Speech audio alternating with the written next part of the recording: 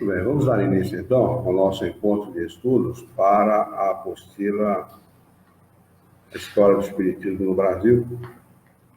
Hoje é dia 21 de outubro de 2018, um domingo, 26 graus na cidade de Jaú.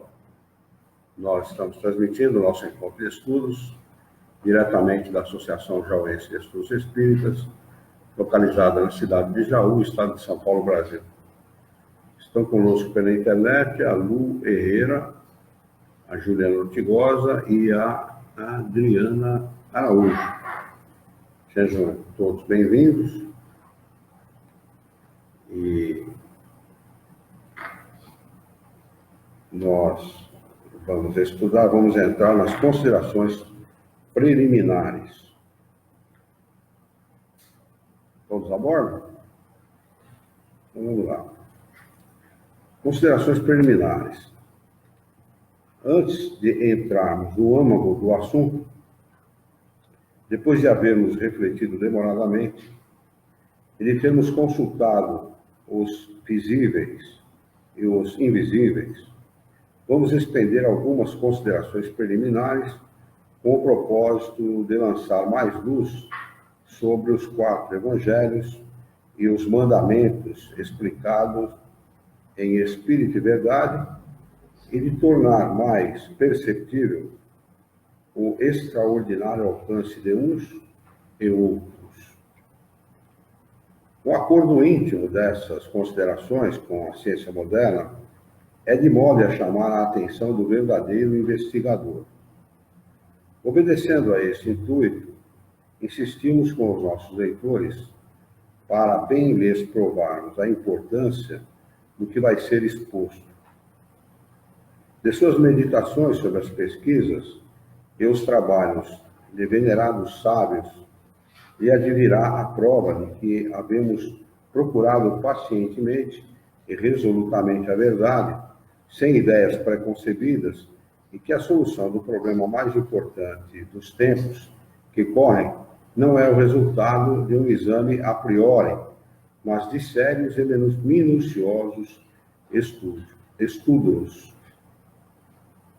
Eis aqui essas considerações preliminares. Tem um rodapézinho lá embaixo, que está no original, e que diz o seguinte: extraído do volume intitulado Os 4 Evangelhos de J.B. Mustang, respostas a seus críticos e adversários, editado pelos discípulos de J.B. Mustang, à venda no livreiro Ferrete, Passagem da Intendência, número 15, Bordeaux, e na Livraria das Ciências Psicológicas, número 5, Rua de Petit Champ, Paris, 1882.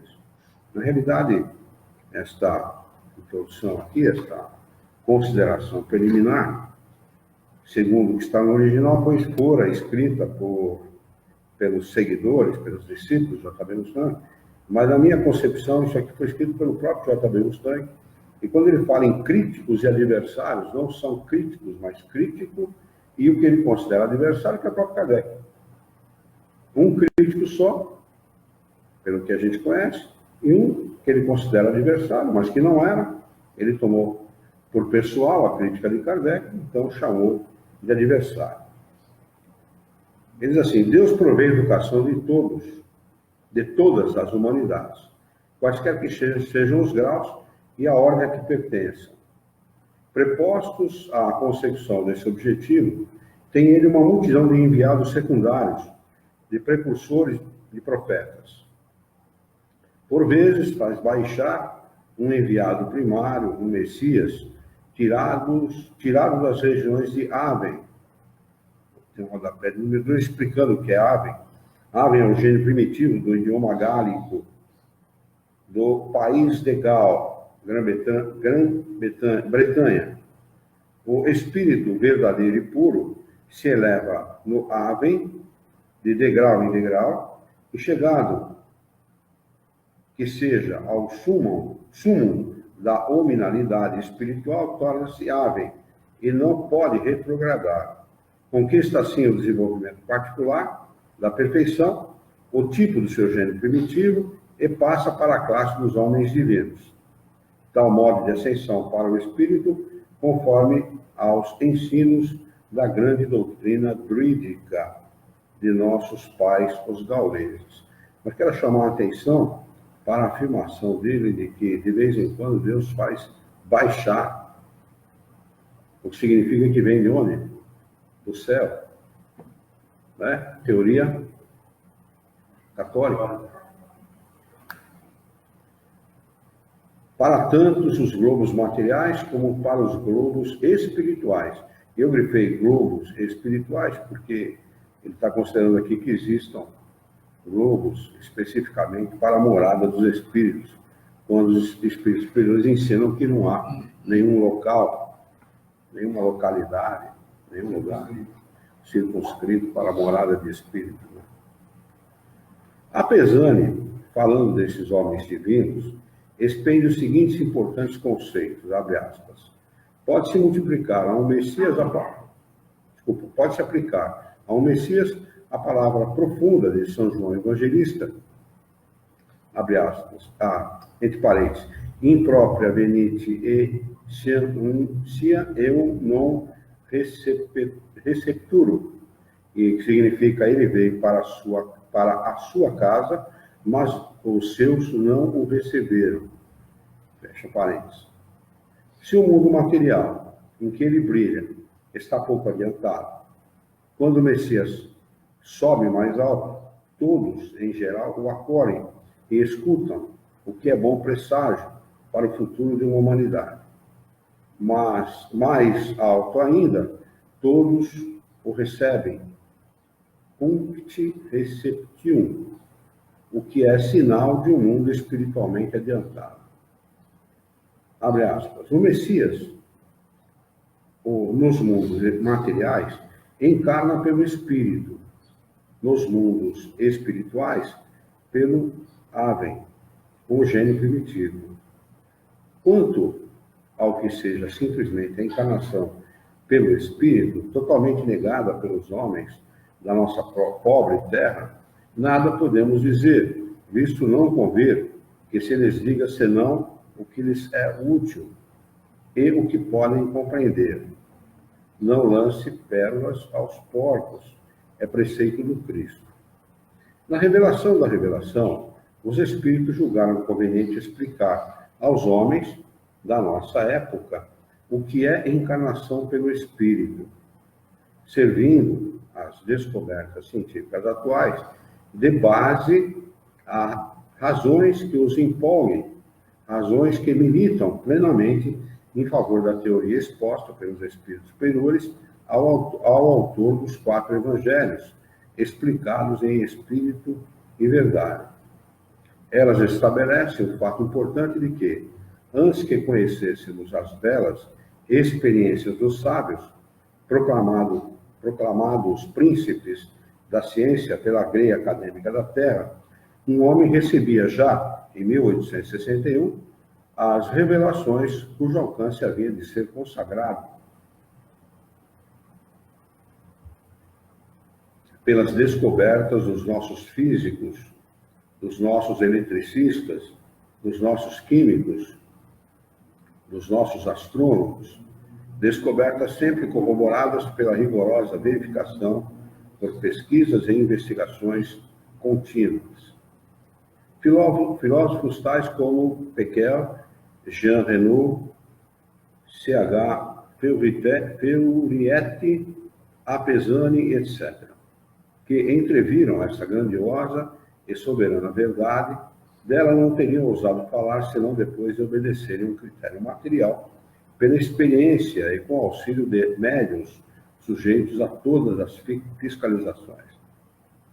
Como não podemos, por nós mesmos, conseguir essa prova física, e como ainda que possuíssemos poucas pessoas dariam crédito às afirmações de J.B. Mustang e de seus amigos, não considerados oficialmente cientistas. Muito felizes nos julgamos por encontrarmos essas provas e afirmações nas obras impressas dos sábios, outras quais vamos citar textualmente alguns trechos preciosos para nós e para a nossa obra. Antes de fazermos essas citações, pareceu-nos um bom conselho oferecermos à meditação dos leitores os aforismos que seguem e cujo espírito convém guardar. Será, para tudo o que se vai ler, um excelente introito. O Everson Muro entrou, está conosco também. Bem-vindo, viu, Everson? E a Adriana Araújo, bem-vinda também. Os fatos são obstinados. Abre parênteses, Alfredo Wallace, presidente da Sociedade de Antropologia de Londres, fecha parênteses. Ainda que me provasse, eu não acreditaria, abre parênteses, a afirmação dos cientistas e dos tolos, fecha parênteses. Há alguma coisa, abre parênteses, o senso comum, fecha parênteses. Um sábio querido possível está bem perto de ser um idiota, entre parênteses, Victor Hugo. Os fatos se contradizem. Os fatos, se as contradizem, são mais úteis do que se apoiam as teorias adaptadas. Humphrey Davy, o grande químico, entre parênteses. A ciência é obrigada pela eterna lei da honra a encarar de frente, sem temor, todo problema que se lhe possa apresentar. Entre parênteses, Sir William Thomson, no discurso que proferiu em 1871, por ocasião da abertura das sessões da Associação Britânica dos Sábios Ingleses, em Edimburgo, Escócia. Eu não disse que isso era possível, disse que era real.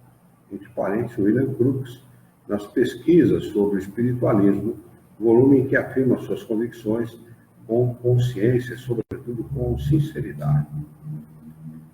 Ponto de vista sobre a fenomenalidade do moderno espiritualismo.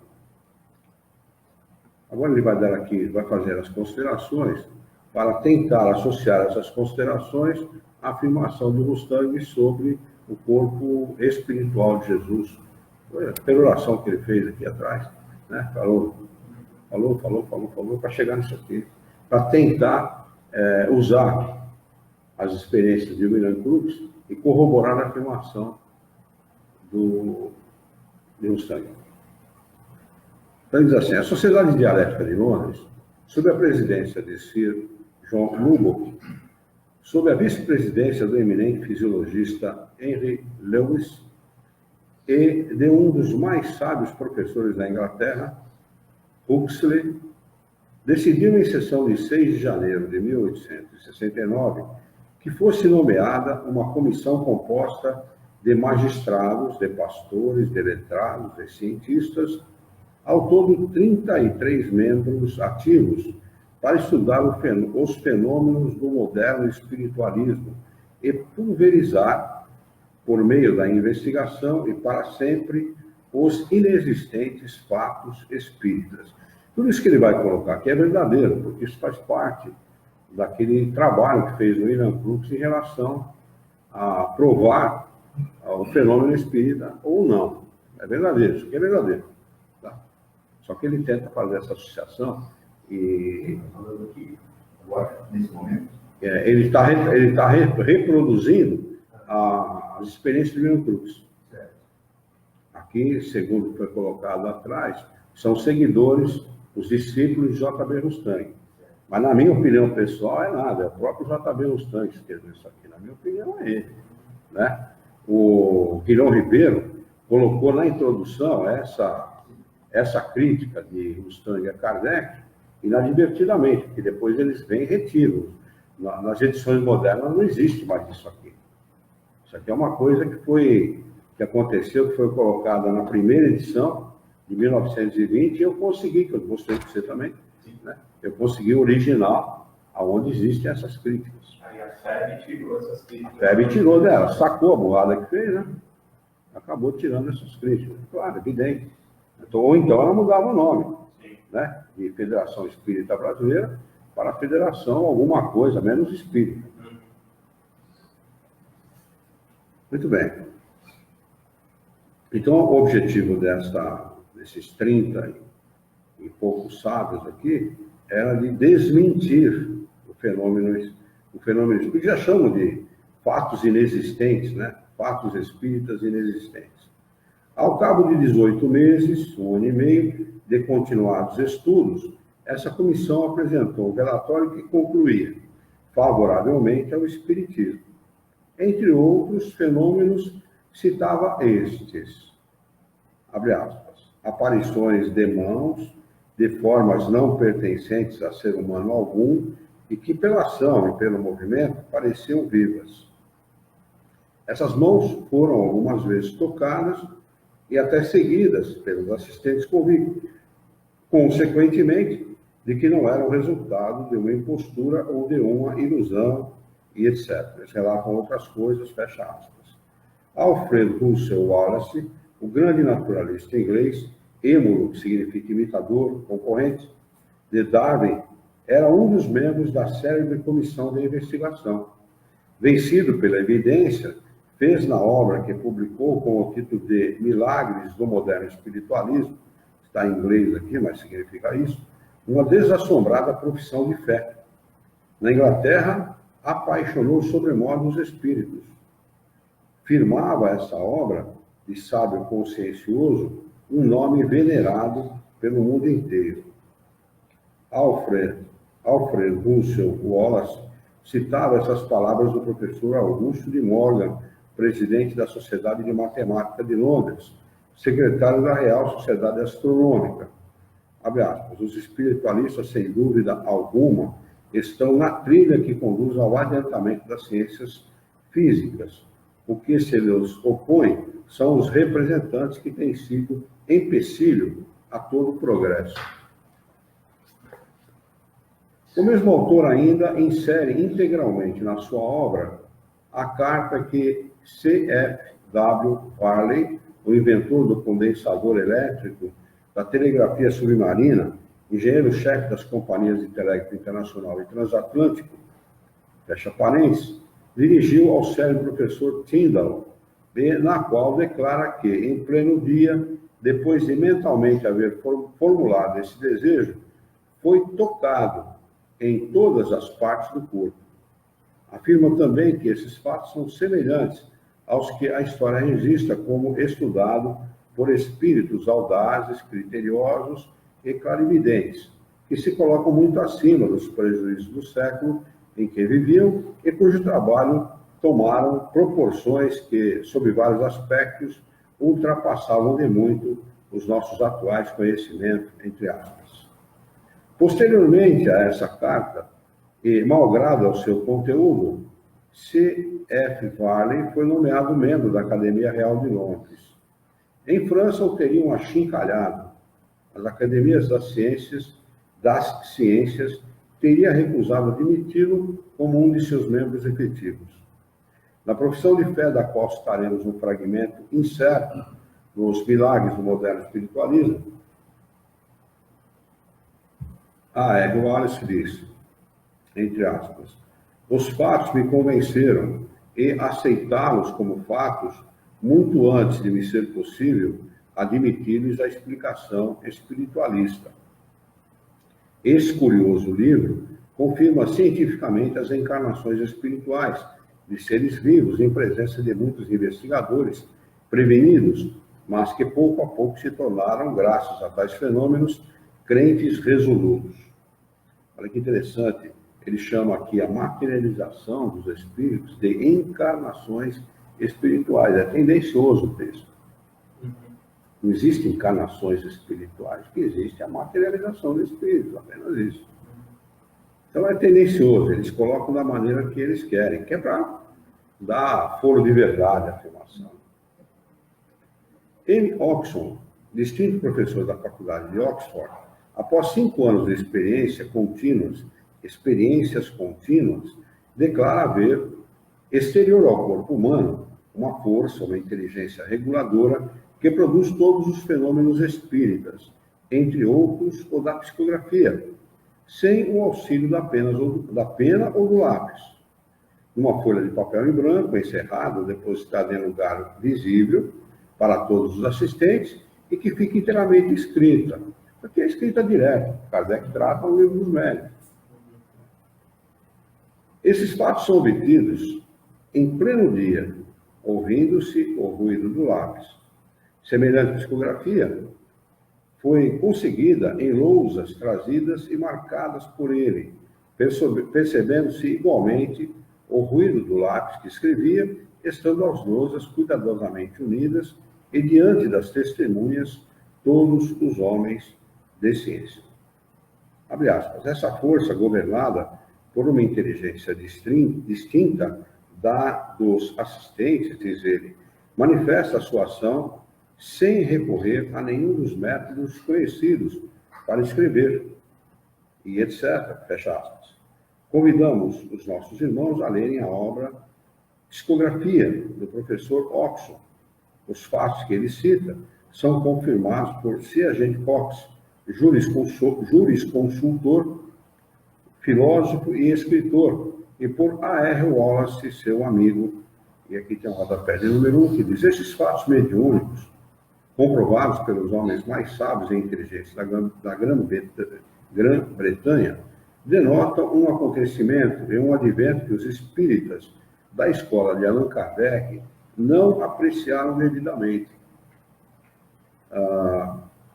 Quando John Lubbock, Henry Lewis, Huxley, Alfred Russel, Wallace Morgan, Varley, Watson, William Crookes e tantos outros afirmam que as aparições de mãos e formas por eles verificadas não pertencem a nenhum ser humano, que a escrita direta, os contatos de mãos visíveis a todos os assistentes em plena luz, a materialização de um ser espiritual que vive, pensa e age como nós, são fatos reais e que só a existência dos espíritos pode explicar racionalmente essa ordem de fenômenos.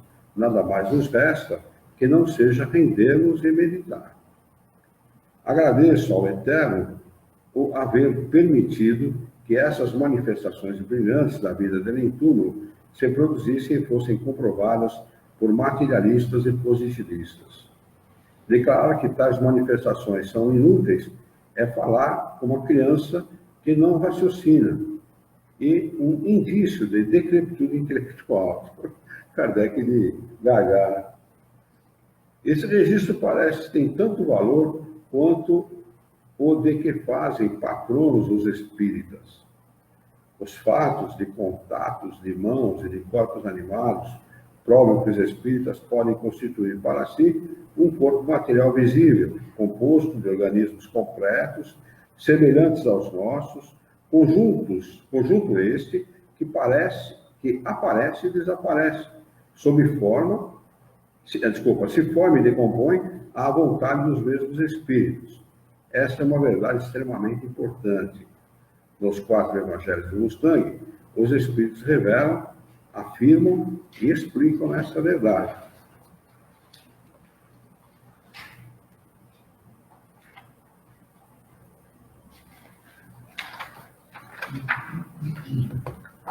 Se houver parar alguma dúvida no meio da leitura, vocês peçam para parar que a gente para. William Crookes, o homem eminente que descobriu o tálio e a matéria radiante, autor do grande dicionário inglês de química, e escreveu, abre aspas, preciso ainda ser convencido de que não é racional nos esforcemos por descobrir as causas dos fenômenos inexplicáveis. Referirei apenas o que vi, o que me foi demonstrado por experiências provadas e comprovadas, fecha aspas. Trata-se unicamente de experiências físicas, materiais e matemáticas e de uma contraprova séria e efetiva. Assim, primeiro, ele pesa com uma balança cuja sensibilidade vai ao extremo de acusar peso inferior 1000 vezes ao de 1 grão de cereal. A força desconhecida que intervém na experiência, e essa força física supera até 50 a 100 quilos. Segundo, comprova a alteração de um peso dos corpos, assim como a execução de trechos musicais, sem a possibilidade da intervenção do contato de uma força humana direta.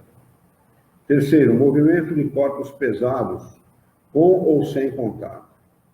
Quarto, fenômenos de percussão ou outros sons da mesma natureza. 5. Aparições luminosas. 6. Aparição de mãos em plena luz, em pleno dia. Algumas vezes, abre aspas, a mão de uma perfeição completa parece animado e muito graciosa. Os dedos se movem e a carne se afigura tão humana como em todas as pessoas presentes, tornando-se vaporosa na altura do braço, para, afinal, acabar tudo numa névoa luminosa, fecha aspas. Aqui tem um rodapé que diz, está escrito aqui em francês, mas é o título de um livro, que é um volume com gravuras, custa R$3,50 na livraria das Ciências Psicológicas, na rua Petit Champ, em Paris. Era vendido esse livro, que podia ser comprovado, essas pesquisas. 7. Escrita direta. 8. Formas e figuras de fantasmas, uma das quais, partindo de um dos cantos da sala, tomou de um acordeão e percorreu-a tocando esse instrumento. Esteve visível durante muitos minutos. O médium era-o também para todos os assistentes, visível. O fantasma se aproximou de uma senhora que o fez desaparecer soltando um grito. 9. Caso indicador da ação de uma inteligência exterior. 10. Diversas manifestações de caráter complexo. Uma aparição luminosa pairava por sobre um ramo de flores, colocado ao centro de uma mesa. À vista de todos, uma haste longa de 15 polegadas do arbusto que se formava ao centro do ramo se elevou lentamente no meio das outras flores e em seguida baixou sobre a mesa e lhe atravessou a tábua, vendo-o todos até o momento em que ficou inteiramente do lado oposto da mesa. Abre aspas, uma mão que saía debaixo desta e que empunhava o arbusto, bateu por 3 vezes no ombro de uma senhora, etc, etc. Abre aspas, era a resposta a uma conversação que precedera ao fenômeno e durante a qual se debatera esta questão. A questão era, é impossível a matéria atravessar a matéria? Fecha aspas. Chegamos ao fato capital, ao aparecimento em plena luz de Kate King, uma jovem de grande estatura, vestida, bela, muito viva, loira, de tez clara. O médium era, ao contrário, uma rapariga baixa, morena, de cabelos pretos. Kate King viveu assim 3 anos na Terra. Seu médium, Miss Florence Cook, passava semanas inteiras em casa de William Crookes, que fazia experiências no seu laboratório, quase sempre cercado de investigadores tão severos como ele, de pesquisadores das verdades científicas. Miss Cook, uma vez em transe, o espírito de Kate King se materializava, tomava um corpo humano nitidamente concretizado com órgãos, sentidos, aparelho ossoso completo. Conversava com Mr. Crookes e com os filhos deste, aos quais contava histórias e se prestava às experiências do grande físico. Havia numa sala, a um canto, fechado por meio de reposteiro é uma cortina, um gabinete, como se diz na Inglaterra, isto é, um compartimento espaçoso, bastante para conter um canapé é um sofá, no qual o médium adormecia, entre aspas, sob desconhecida influência, entre parênteses, para nós, sob a ação fluídica dos espíritos. Fecha parênteses. O reposteiro se entreabria e Kate King se mostrava aos presentes. Daqui por diante, reproduziremos textualmente a narrativa de William Crookes. Bom, antes de entrar nessa narrativa, toda essa colocação aqui dos supostos seguidores de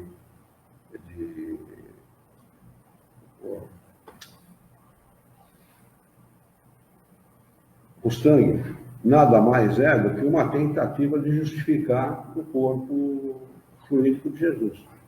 Tá bem? Mas ele se perde na própria colocação. Não sei se vocês perceberam que a colocação deles é contraditória àquilo que eles querem propor, porque Jesus, segundo a história, vive 33 anos entre nós, e não 3 anos com o auxílio de um médico. Eles falam claramente aqui, ó. Chegamos ao fato capital, ao aparecimento em plena luz de Kate King, uma jovem de grande estatura e tal, descreve ela. O médium era o contrário dela, baixa, de cabelos pretos e tal. Kate King, o espírito, viveu assim 3 anos na Terra. Seu médium, senhorita Florence Cook, passava semanas inteiras em casa de William Crookes, que fazia experiências no seu laboratório, quase sempre cercado de investigadores tão severos como ele, das pesquisas das verdades científicas. Miss Cook, uma vez em transe, a Cook, Florence Cook, era o médium, Kate King era o espírito. Então ele diz assim, Miss Cook, uma vez em transe, ou seja, se preparando para o evento, o espírito de Kate King se materializava. Então é contraditório isso que eles querem afirmar. Eles estão falando a coisa correta, afirmando uma coisa errada. Porque você defendia que o corpo de Cristo era um corpo fluídico, não Fluídico. era um corpo carnal. Mas aí ele seria utilizado um médium para ele poder... Não, é aí que está. Essa é a contradição. Porque eles estão fazendo uma afirmação correta, que é necessário um médium para que haja uma materialização. No entretanto, eles afirmam que o corpo de Jesus era um corpo fluídico e que, em função dessas pesquisas aqui de William Crookes, o fato era perfeitamente possível. Mas onde é que está o médium que forneceu o fluido necessário para que Jesus se materializasse? 33 anos.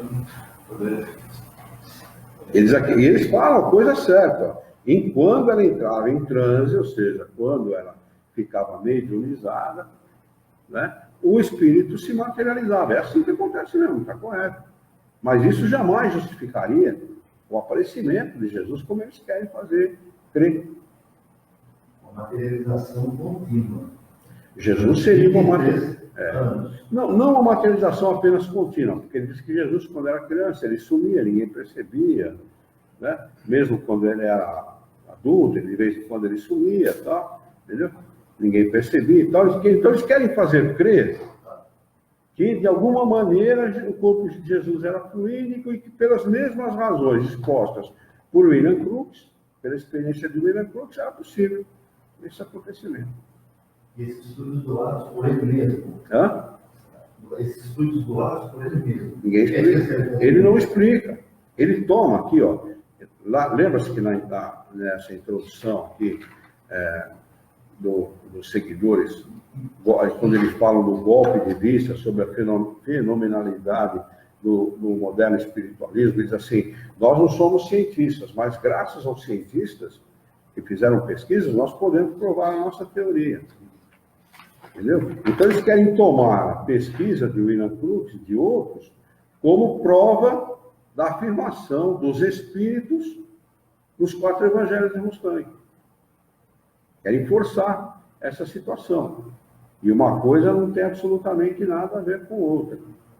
Né? E vocês percebem aqui, fica nítido aqui, durante a exposição deles, que eles estão fazendo uma crítica direta a Kardec.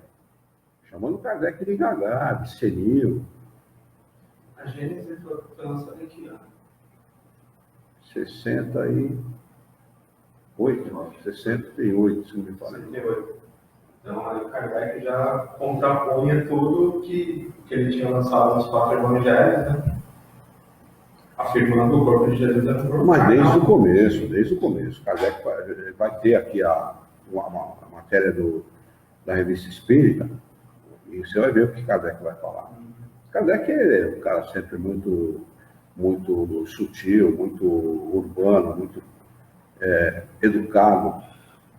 Né? No entanto, ele não podia deixar de falar aquilo que era necessário falar. Né? Ora, Concordo, o livro é bom, traz muitas informações boas e tal, mas quanto ao corpo fluídico de Jesus, eu relego a posteridade, a confirmação desse fato. Ele não disse que não era verdade. Ele só não confirmou e não concordou com aquilo que estava sendo afirmado, porque os espíritos dizem o oposto. Não é possível. Então, tudo que é todas as afirmações, todas as informações de ordem capital, ele carecia para Kardec daquela confirmação, né? Do controle universal da comunicação dos espíritos. Ele usava esse controle exatamente com esse objetivo. E eles vão criticar exatamente esse controle, dizendo que ele é o dono da verdade, não usando com outras palavras, é claro. Mas esse controle, só esse controle que vale? É uma tentativa clara da Igreja Católica de impor uma situação, dos espíritos ligados à Igreja Católica, de impor uma situação para criar confusão. E ainda criando assim, porque tudo que ele fala parece que é levado para o maravilhoso, para o milagre, né? Não coisas de leis naturais como Kardec defendeu. Absolutamente. Né? Ainda bem que ele não falou que Jesus era um agente. Como é que é? Esse aqui. Como é que é? Ainda bem que ele falou que Jesus era um agente. Esse pior que não. Aí ia ficar bom. Maravilha. Nós estamos aqui. Tá. Daí por diante reproduziremos textualmente a narrativa de William Crookes. Aqui eles vão falar agora das experiências de William Crookes com a Florence Cook, a médium, e a Kate King. É tudo aquilo que foi narrado por William Crookes em relação a essa experiência. São fatos reais mesmo, são fatos verdadeiros. Então, o William Crookes vai dizer assim, abre aspas, havia já há algum tempo, eu me entregava às experiências com a lâmpada fosfórica, que consistia numa botelha é um frasco de 6 a 8 onças, contendo um pouco de óleo fosforado e arrolhada solidamente. Esse óleo fosforado brilha no escuro. Fósforo é aquele negócio que usado em mostrador de relógio, quando está no escuro a gente vê lá os ponteiros, tá? É aquilo ali. Tinha razões de esperar que, à luz dessa lâmpada, algum dos misteriosos fenômenos do gabinete poderia tornar-se visíveis, e Kate contava também obter o mesmo resultado. A 12 de março, durante uma sessão em minha casa, e depois de haver caminhado por entre nós, de nos falar por algum tempo, Kate passou para trás do reposteiro da cortina que separava o meu laboratório, onde se achavam reunidos os assistentes da minha biblioteca, que temporariamente faziam o papel de gabinete. Ao cabo de um momento, ela afastou o reposteiro, a cortina, e me chamou dizendo, entre aqui e levante a cabeça do meu médium, que escorregou para o chão. Kate estava então na minha presença, com o seu habitual vestido branco e trazendo à cabeça o seu turbante. Imediatamente me dirigi para a biblioteca a fim de levantar do chão Miss Cook, e Kate se afastou para o lado a fim de me deixar passar. Com efeito, Miss Cook havia escorregado do canapé ao sofá, né? E, ao fazer isso, notei com viva satisfação, malgrado a obscuridade, que as vestes de Miss Cook não eram idênticas às de Kate. Faltou um D aqui. As de Kate.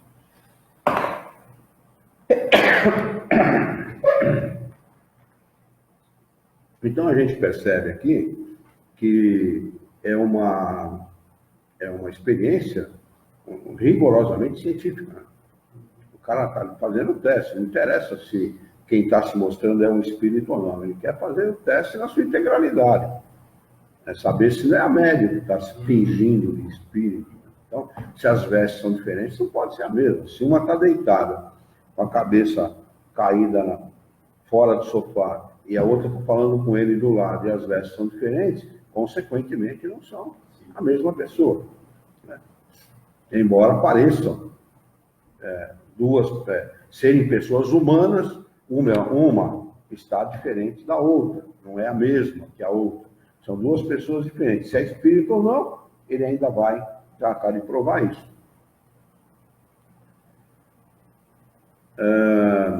Não eram idênticas às de Kate, pois que vestia um costume ordinário de veludo preto e se achava imersa em profunda letargia, um sono profundo. 3 segundos não haviam decorridos entre o instante em que eu vira Kate, vestida de branco diante de mim, e o em que deixei Miss Cook novamente no canapé, tirando-a da posição em que ficava. Voltando ao meu posto de observação, Kate reapareceu e disse que julgava poder conseguir que eu a visse e ao médium ao mesmo tempo. Diminuiu-se a luz do gás e ela me pediu a lâmpada fosfórica.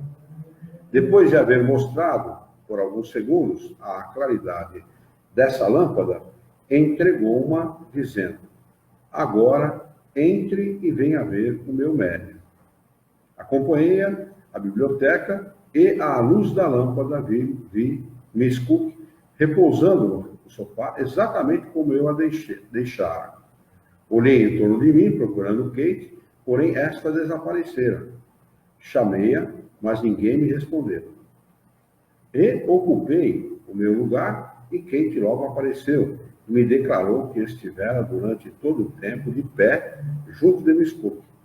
Perguntei então se ela própria não poderia tentar uma experiência e, tomando-me das mãos a lâmpada, penetrou de novo no gabinete, pedindo-me que, por enquanto, não olhasse para lá.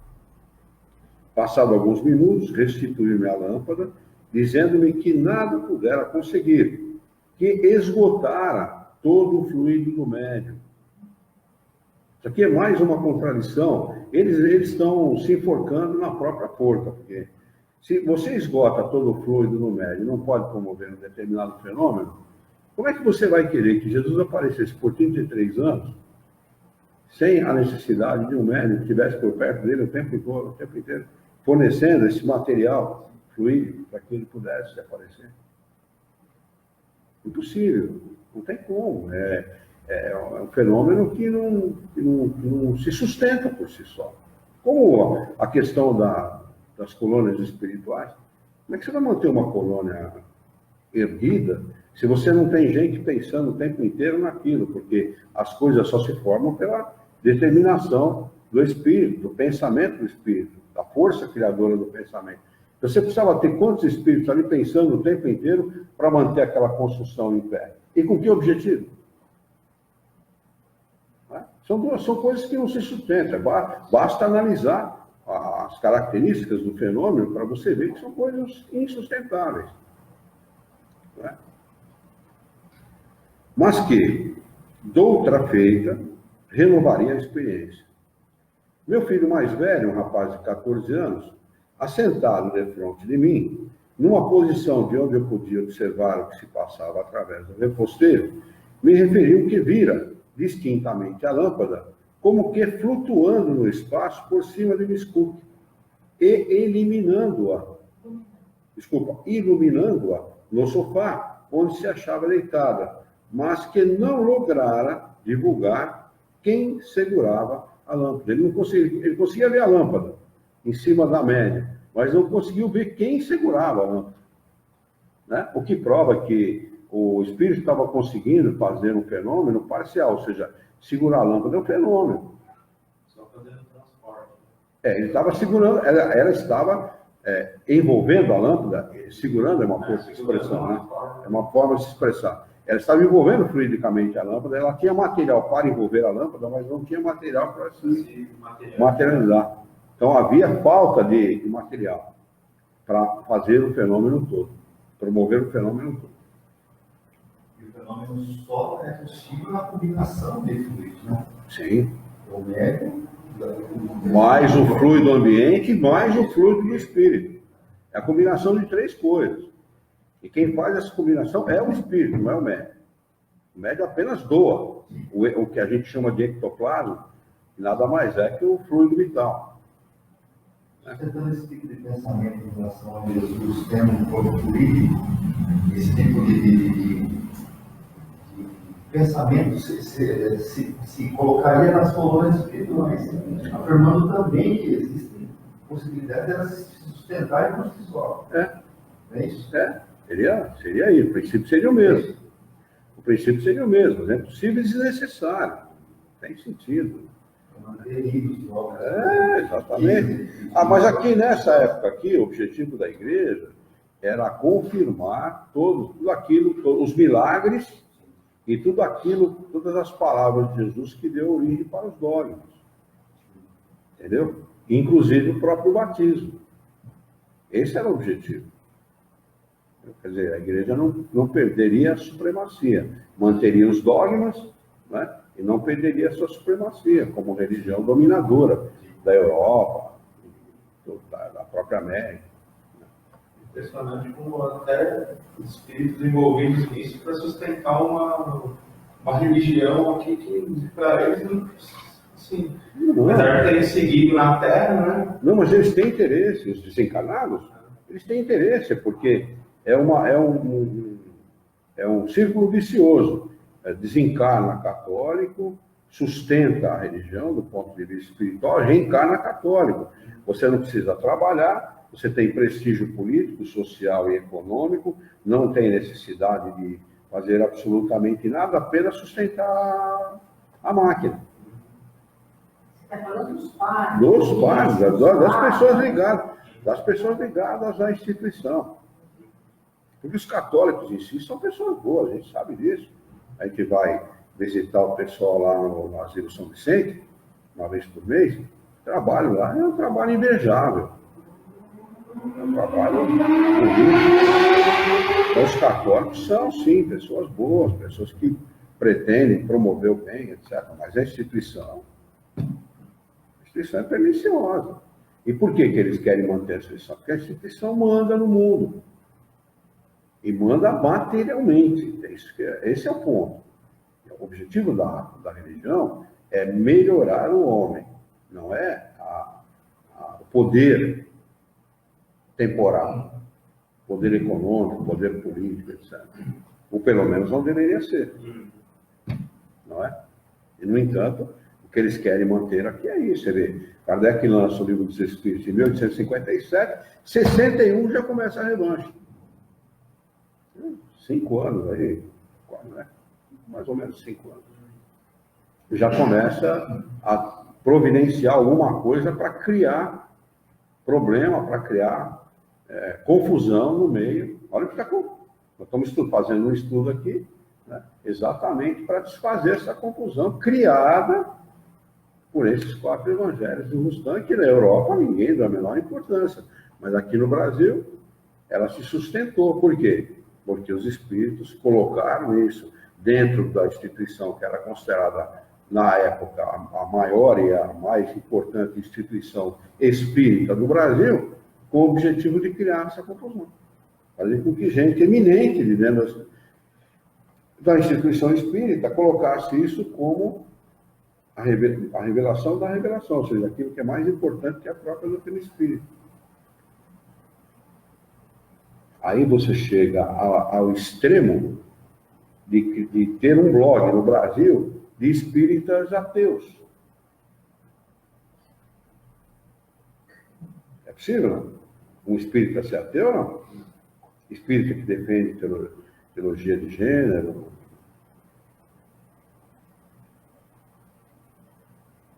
Entende qual que é o objetivo? Se você cria confusão, se você cria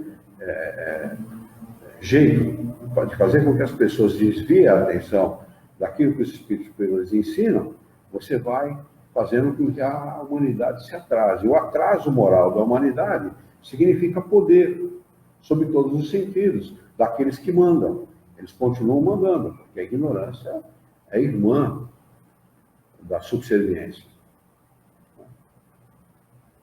Vamos lá.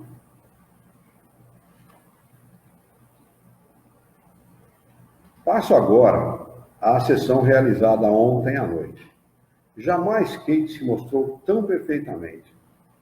Por perto de 2 horas, passeou pela sala, conversando familiarmente com os que aí se achavam reunidos.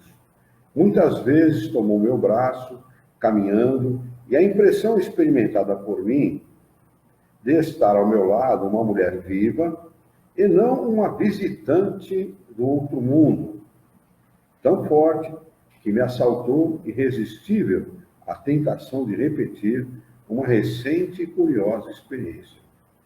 Considerando que, se não tivesse perto de mim um espírito, teria quanto menos uma senhora, pedi-lhe permissão para tomá-la nos braços, a fim de me ser possível verificar as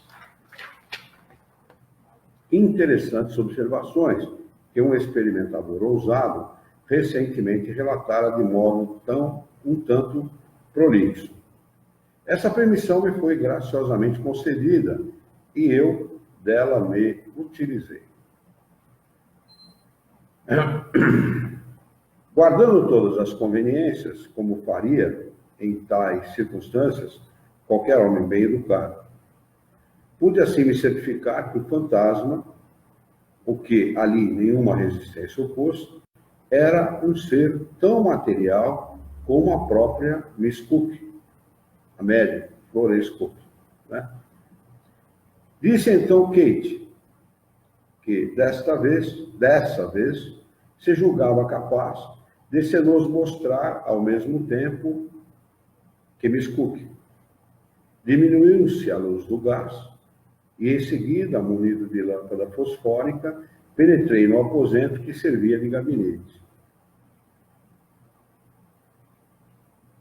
Previamente, pedira a um dos meus amigos, Labil, estenógrafo, que apanhasse quaisquer observações que eu fizesse enquanto me achasse naquele aposento. Qualquer coisa que ele falasse, o estenógrafo anotava, né? O estenógrafo tem capacidade para anotar rapidamente, né? Então, ele falasse qualquer coisa, fizesse qualquer observação, ele anotava. Pois conheço a importância dada às primeiras impressões e não queria confiar mais do que fosse necessário na minha memória. Quer dizer, um trabalho bastante científico mesmo, né? Entrei com precaução no gabinete. Completa sendo aí a escuridão, só tateando pude chegar a Miss Cook. Encontrei-a acocorada no chão. Outra coisa que chama a atenção é a necessidade de escuridão plena para que o fenômeno possa se dar com maior facilidade. O médium tem que ficar em plena escuridão, fornecendo o fluido. Quer dizer, outro grande empecilho para que o corpo de Jesus pudesse ser uma coisa factível. Pleno dia, acordava, falava com os seus seguidores, conversava, jantava, almoçava, né? E não ficava, pera um pouquinho para ver como é que está meu médium, nada disso, não havia nada disso. Ajoelhando-me, deixei que o ar penetrasse na minha lâmpada e, à sua luz, vi que a jovem trajava um vestido de veludo preto, o mesmo que trazia ao começar a sessão, parecendo estar completamente invisível. Completamente insensível. Peguei-lhe na mão e não se mexeu. Coloquei a lâmpada muito perto do rosto e continuou a respirar tranquilamente. Elevando a lâmpada, olhei à volta de mim e vi Kate, junto a Miss Cook, por trás dela. Trazia umas vestes brancas, flutuantes, que já víramos no correr da sessão. Segurando uma das mãos de Miss Cook, ajoelhei-me de novo. Elevei e abaixei a lâmpada, não só para iluminar toda a figura de Kate, como também para ter toda a convicção de estar vendo, de fato, a Kate real, que poucos momentos antes apertara nos meus braços e não um fantasma criado por um cérebro doente. Ela não falou, não moveu a cabeça em sinal de reconhecimento. Desculpa, mas moveu a cabeça em sinal de reconhecimento. Por 3 vezes examinei cuidadosamente Miss Cook, agachada diante de mim, para me certificar de que a mão que eu segurava era efetivamente de uma mulher viva. E 3 vezes voltei a lâmpada para Kate, a fim de examiná-la com demorada atenção, de modo a não me restar a menor dúvida de que ela efetivamente ali estava de frente de mim. Por fim, Miss Cook mexeu-se ligeiramente, e logo Kate me acenou que saísse. Retirei-me para o outro lado do gabinete e deixei de ver Kate, mas permaneci no aposento até o instante em que Miss Cook foi despertada e 2 dos assistentes ali entraram com luzes. Antes de terminar esse capítulo, desejo tornar conhecidas algumas diferenças que observei entre Miss Cook e Kate. A estatura de Kate varia. Já a vi mais alta 6 polegadas que Miss Cook. Ontem à noite, descalça e mantendo-se na ponta dos pés, tinha 4 polegadas e meia do que o médio. Ou seja, quase 2 polegadas a menos. São 3 centímetros a menos. Então, uma hora mais alta, uma hora mais baixa, em função da quantidade de fluido que ela consegue retirar do médio. Trazia o pescoço nu e a sua pele se reconhecia ser perfeitamente lisa, quer pelo tato, quer pela vista, ao passo que Miss Cook tem no pescoço uma cicatriz que, em circunstâncias idênticas, se distingue claramente e é áspera ao tocar. As orelhas de Kate não são furadas, enquanto que Miss Cook habitualmente usa brincos. O médio usava brincos, o espírito não tinha furos na orelha. A tez de Kate é muito alva, a de Miss Cook era morena. O espírito era muito claro, muito branco, e o médio moreno. Os dedos de Kate são muito mais longos que os de Miss Cook. O seu rosto também é maior.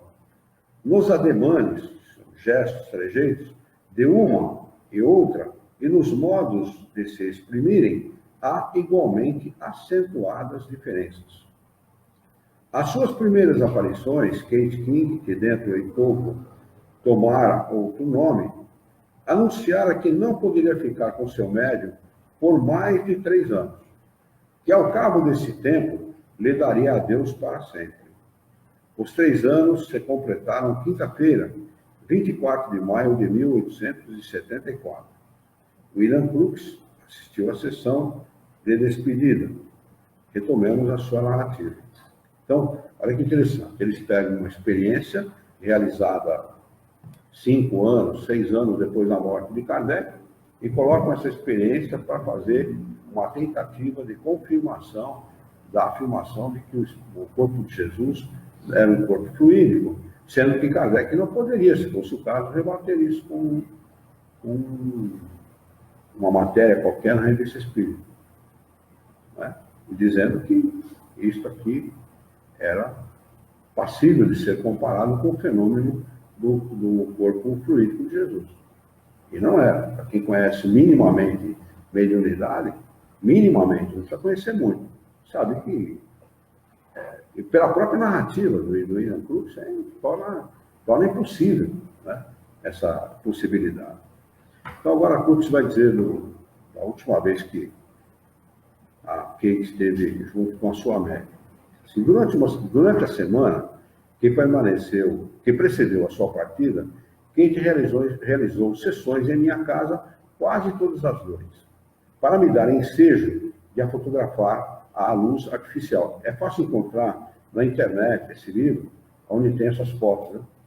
É fácil de encontrar. 5 aparelhos fotográficos completos foram preparados para esse fim. Consistiam em 5 câmaras, sendo uma do tamanho da chapa inteira, uma do de meia chapa, uma do de 1/4 de chapa e 2 estereoscópicas binoculares. as quais todas tinham que visar Kate ao mesmo tempo, sempre que ela posasse para ser fotografada. 5 banhos reveladores e fixadores foram empregados e grande número de chapas preparadas com antecedência, de modo a não haver hesitação nem demora nas operações fotográficas que eu próprio executava, ajudado por um auxiliar. Isso que era a dificuldade de tirar uma fotografia naquela época, não? Que coisa, né? Era uma verdadeira, como eles chamam aqui, uma verdadeira operação fotográfica. Minha biblioteca serviu de câmara escura. Tinha ela uma porta e 2 folhas que se abriam para o laboratório. Tirou-se dos gonzos é dobradiça, das folhas, né? Dobradiça, a mesma coisa que dobradiça de porta. Uma dessas folhas e um reposteiro a substituiu. Tira uma folha de porta e põe uma cortina, a fim de que Kate pudesse entrar e sair facilmente. Os amigos que assistiam os trabalhos sentavam-se no laboratório de frente ao reposteiro e os aparelhos fotográficos eram colocados um pouco atrás deles, prontos para fotografarem Kate quando saísse e a apanharem igualmente o interior do gabinete, de cada vez que o reposteiro se erguesse para aquele fim. Então, pegar ela saindo, né? Você consegue fotografar também dentro da onde está o médium. Todas as noites havia 3 ou 4 exposições de chapas, o que dava pelo menos 15 provas por sessão. Algumas se perderam ao serem reveladas, outras ao regular-se a luz.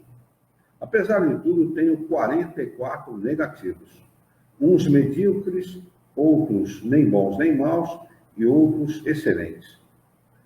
Kate recomendou a todos os assistentes que permanecessem sentados e observassem essa condição, que só a mim não atingia. Por isso que, desde certo tempo, ela me permitia fazer o que quisesse, tocá-la, entrar no gabinete e sair, sempre que me aprovesse. Muitas vezes acompanhei-a ao gabinete e vi bem o seu médium ao mesmo tempo. E a vi bem como o seu médium ao mesmo tempo. Mas geralmente só via o médium em sono letárgico, deitado no soalho. Kate, com as suas vestes brancas, havia desaparecido. Nesses últimos 6 meses, Miss Cook visitava frequentemente minha casa, onde algumas vezes passava as semanas inteiras. Não trazia consigo mais do que uma pequena mala de mão, que não fechava a chave. Durante o dia estava constantemente junto de Mr. Crooks, de mim, Mrs. Crooks, que é a mulher do William Crooks, né? De mim, William Crooks, ou de qualquer dos membros da família, e não dormia só. Nunca absolutamente teve ensejo de preparar coisa alguma, ainda que grosseira, com que pudesse desempenhar o papel de Kate King. Quer dizer, o William Crooks era um cara extremamente observador, né? Ele ficava observando tudo o que é detalhe, né? Para saber se não havia menor possibilidade de embuste naquele fenômeno. Eu mesmo tudo dispus na minha biblioteca e no meu gabinete. Quer dizer, ele que arrumou tudo. Todos os detalhes eram observados, eram colocados por ele, porque ele queria saber exatamente como estava cada coisa para evitar qualquer problema, ou evitar ser enganado. Ordinariamente, depois de ter jantado e conversado conosco, Miss Cook ia para o gabinete e, a seu pedido, eu fechava a segunda porta à chave, guardando esta comigo. Então, havia lá, certamente, uma porta que dava para um outro quarto, um outro gabinete qualquer, que era fechado a chave, para não possibilitar trânsito de quem quer que seja entre um gabinete e outro. Abaixava-se, então, a luz e Miss Cook ficava às escuras. Entrando no gabinete, ela se deitava no soalho, com a cabeça sobre uma almofada, e logo mergulhava em letargia. Nas sessões fotográficas, Kate enrolava a cabeça do médium com um chalé para evitar que a luz desse no rosto. A miúde, levantei um lado do reposteiro, estando Kate de pé junto dele. As 7 ou 8 pessoas reunidas no laboratório podiam ver, a um tempo, Miss Cook e Kate, em todo o brilho da luz elétrica. Não podíamos, é certo, ver o rosto, os pés e as mãos. Vimos-la mexer-se penosamente sob o jato de luz intensa e, por momentos, lhe ouvimos os gemidos. Tenho uma prova fotográfica de Kate e seu médium juntos. Aquela, porém, colocada diante da cabeça de Miss Cook. A proporção que mais ativa era a minha parte nas sessões, crescia gradualmente a confiança que em mim depositava Kate, ao ponto de se negar a fazer sessão quando eu não havia tomado as disposições convenientes, dizendo querer ter-me perto de si ou do gabinete. Desde que tal confiança se estabeleceu e que ela se assegurou de que eu manteria as promessas que lhe fizesse. Os fenômenos aumentaram muito de valor e eu obtive provas de que me fora impossível alcançar que se produzissem caso me aproximasse dela de modo diferente. Vamos anotar aqui esse parágrafo não raro para a gente retomar no próximo domingo. Hoje é dia 21 de 10 de 18. Alguma pergunta? Alguém quer fazer alguma consideração? Alguma dúvida?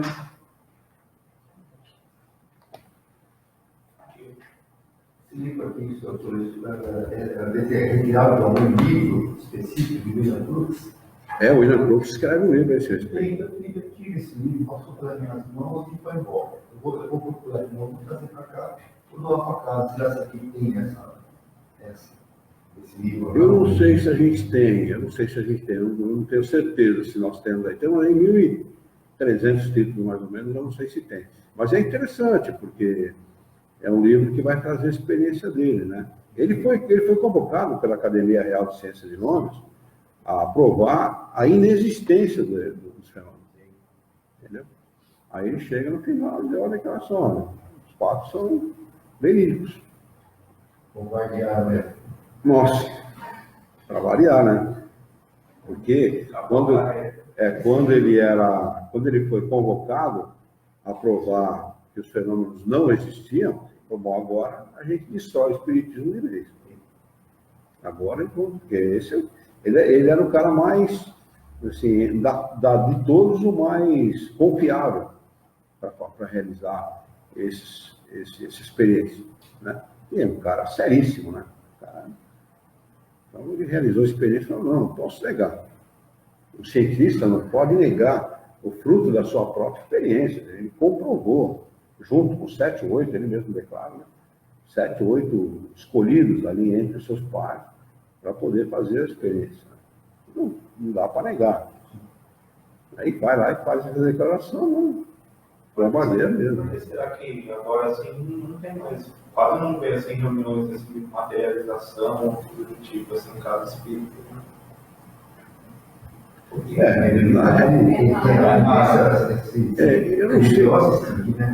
Eu não sei se a mediunidade é rara, porque os fenômenos de materialidade, fenômenos físicos, eles ocorrem, viu?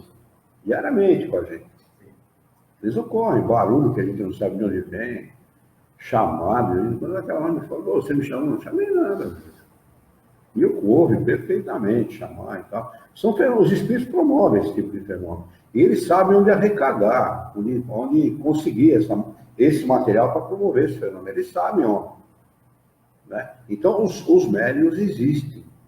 Mas aqui não há mais tanto interesse. Porque os espíritos sabem, primeiro, que para realizar um fenômeno como esse, exige muito trabalho da parte do médium e da parte dos espíritos. O empenho tem que ser muito grande. Segundo, que você realizando um fenômeno como esse, o incrédulo, ele continua incrédulo. Não adianta. O incrédulo, quando ele é sistemático, quando ele está pegado a um modo a um sistema de ideias, ele não muda aquele sistema de ideias. Não adianta. Né? Então, eles perderam também o interesse de promover esse tipo de coisa, uma vez que a própria humanidade, nesses últimos 160 anos aí, cresceu muito. O nível de inteligência do homem aumentou muito.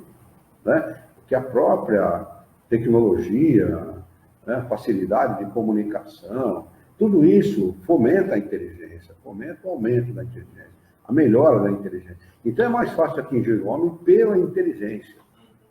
Ó, vamos fazer uma comparação esdrúxula, mas é uma comparação válida. Quanto tempo levou o brasileiro para atinar com seus problemas políticos, sociais? 32 anos. 32 anos. Para atinar com esses problemas. Mas o que aconteceu? Chega um momento que a pessoa começa a pensar, a refletir a respeito. Então não adiantou no primeiro ano mostrar, no segundo ano mostrar, lá no 15º ano mostrar, no 20º ano mostrar, no 28º ano. Tem a inteligência, a informação é uma coisa que tem que amadurecer dentro da pessoa e a pessoa tem que estar propensa a entender aquilo. Né? Então, agora existe uma espécie de maturidade coletiva. As pessoas acordaram, despertaram para uma necessidade. E é coletivo isso. É interessante o fenômeno. Né? É o mesmo fenômeno que se dá com qualquer tipo de informação, inclusive a informação trazida pelos espíritos. Vai chegar um momento que a humanidade, amadurecida, vai necessitar disso. Vai precisar desse tipo de informação e vai encontrar, com certeza. Kardec tem uma frase, está na Projeto Espírita de 1868, se me para a memória, que diz assim, estando o Espiritismo assentado em leis naturais e não sob abstrações metafísicas, tende a ser e será um dia aceito pela maioria dos homens. O homem vai descobrir que o Espiritismo não tem nada a ver com metafísica, com maravilhoso, com sobrenatural. São leis naturais. E por isso tende a ser aceito. E será aceito pela maioria dos homens. Não é uma imposição, não é nada. Não é uma imposição, é uma proposição que atinge o homem pela sua inteligência, na sua inteligência, e que, portanto, o faz entender, quando ele chega no estado de maturidade necessário, entender essa informação.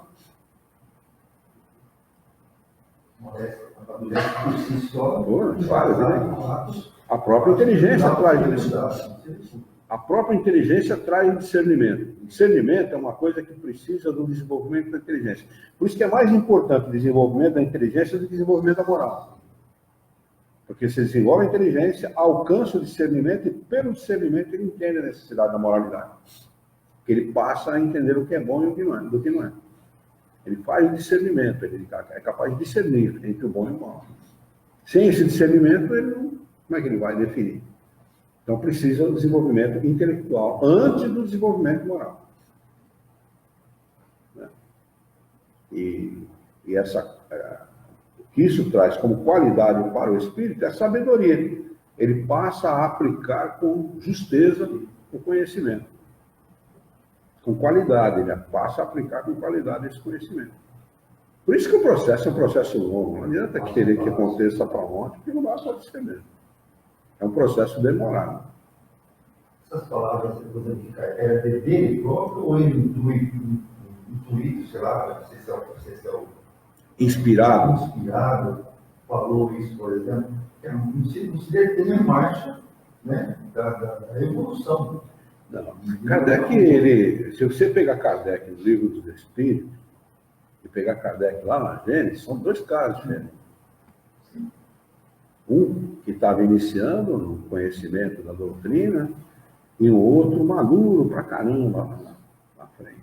Parece que no fim ele levava por ele mesmo, assim, pouquíssimas, assim, até nem tantas informações assim, de espíritos, acho, né?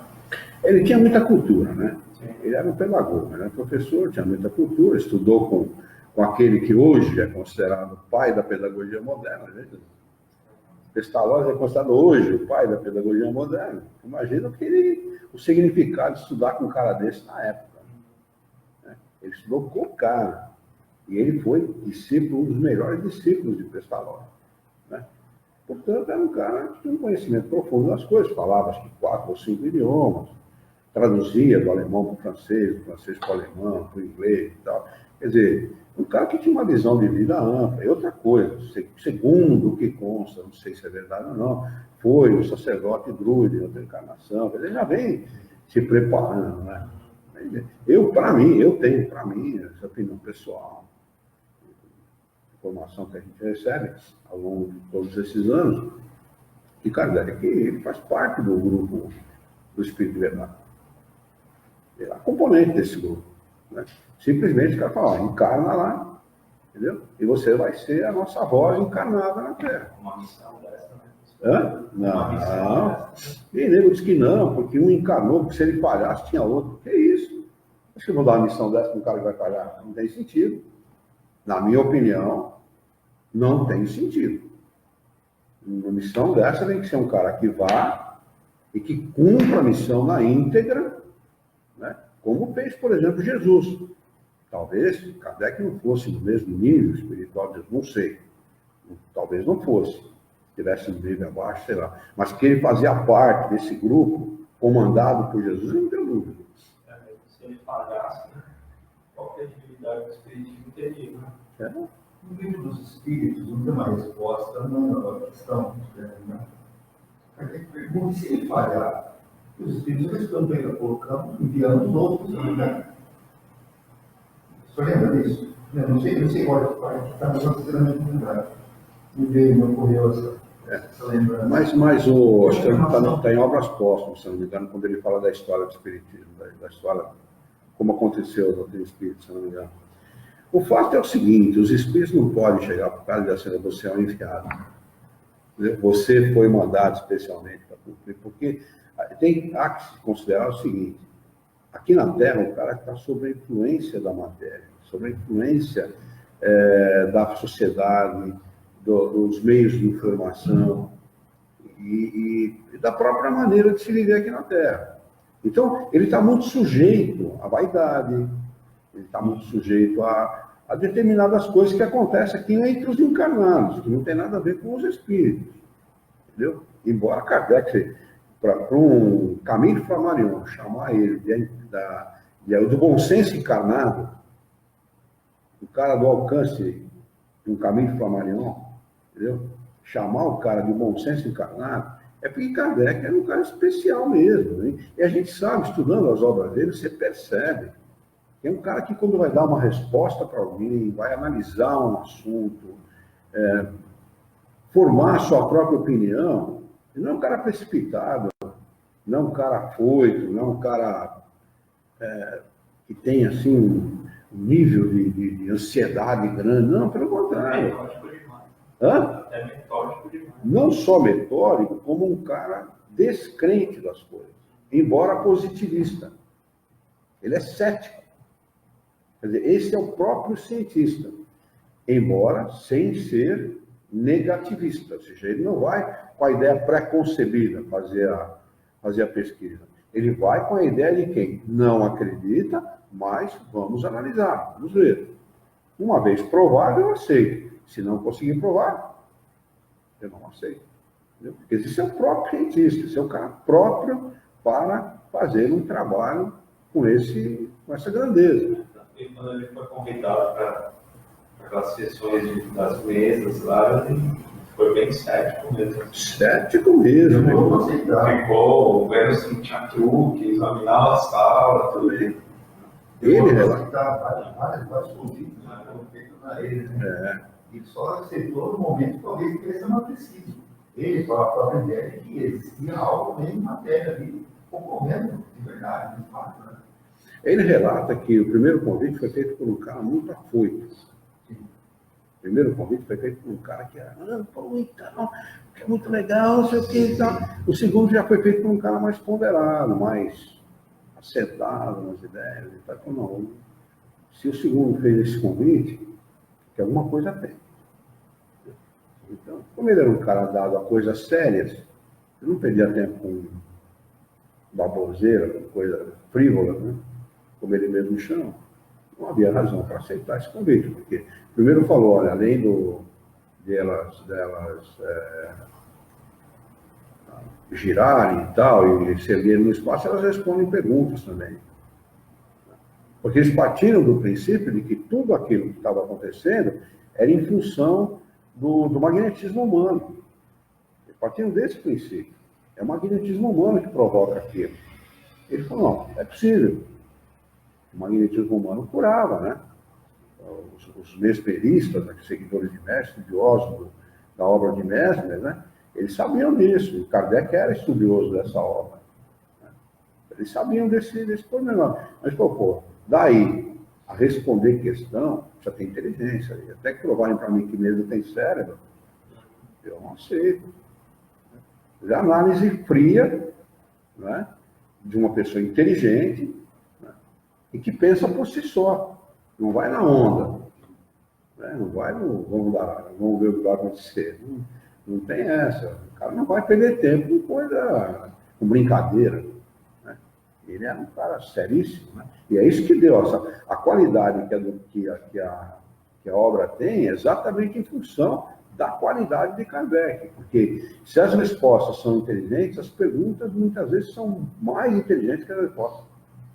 Encadear perguntas de maneira lógica é um trabalho muito importante. E muito difícil de ser feito. Quem vai encadear ideias, né? A qualidade das perguntas que ele faz é muito falar. Não. Muito importante. Muito bem. Podemos fazer a nossa prece? Vamos então elevar o nosso pensamento, mentalizar a figura excelsa e amiga de Jesus, o nosso mestre, nosso modelo e guia da humanidade, e juntos com Jesus nos dirigir ao Criador, ao Senhor da vida, fonte inesgotável de paz, de amor, de vontade, de misericórdia e justiça, para agradecê-lo muito pela oportunidade de aqui estarmos reunidos em seu nome, para estudarmos as questões propostas pela apostila que estamos estudando nesta noite. Queira o vosso amor, a vossa bondade, a vossa misericórdia, que tenhamos bom ânimo, coragem, determinação, ideias renovadas, alegria de viver, entusiasmo, para que nós possamos trabalhar, sermos úteis à sociedade em que vivemos e, dessa forma, dignificarmos a vida. Auxilia-nos ainda, Senhor, a honrar a própria existência por um profundo e sincero respeito pelo nosso próximo.